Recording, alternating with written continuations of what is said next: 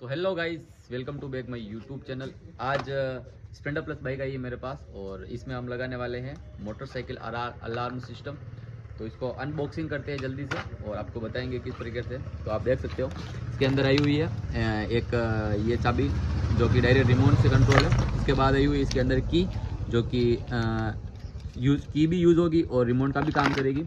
इसके बाद ये है अल्लाह इसका पूरा जो सिस्टम है और ये है इसका स्पीकर और ये इसकी पूरी वायरिंग है। तो इसको जल्दी से पूरी को खोलते हैं और देखते हैं कौन सा वायर किसमें लगता है, कितनी वायरिंग है इसके अंदर। तो लेट्स गो।